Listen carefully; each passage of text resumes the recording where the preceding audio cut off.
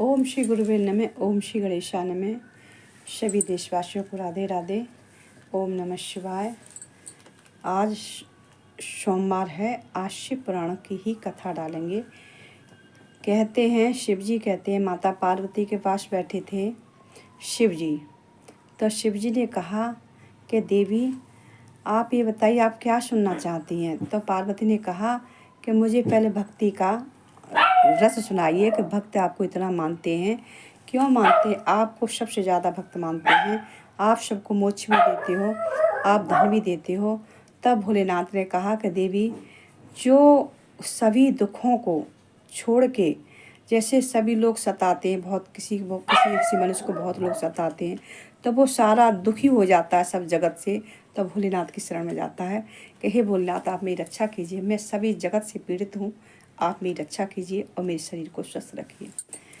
इस तरह से कोई भक्त उनसे भोलेनाथ से ऐसे करता है तो भोलेनाथ से शरण में लेते हैं और परम भक्ति देते, ज्ञान देते, सद्बुद्धि देते हैं। भगवती माँ से कहा कि इस तरह का भक्त जब मेरे पास आ जाता तो मैं अपने आप तक को दे डालता हूँ। पार्वती से भोलेनाथ ने कहा शिव पुराण में।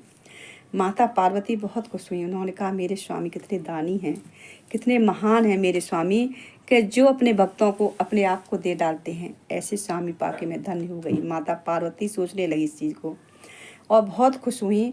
तो कहने लगी कि हे नाथ, क्या मैं कैसे भक्तों को उतारूं, मेरे पास भी भक्त आते हैं, मैं तो ऐसी हूँ कि मैं भी माँ का दर्जा, मैंने सबको जगत को प्रकट किया है, तो मैं माँ हूँ सबकी, आप तो पिता हो, मैं तो माता हूँ जगत की, तो मैं कैसे इन सबको भक्तों को उतारूं, आप मुझे भी बताइए। तब कहा भोलेनाथ ने कि आप खुद वो हो, प्राण शक्ति हो मेरी, आप सब, आपकी इशारे से सारा जगत भस्म हो सकता है, सारा जगत आपने सृष्टि की रचयिता की है। तो माता पार्वती के हे स्वामी मुझे भी आप बताइए, मुझे आपकी आज्ञा से ही सब काम करती हूँ। तब भगवान बड़े खुश हुए कि मेरी पत्नी, मेरे भाई उनकी पत्नी उनकी आज्ञा ही है।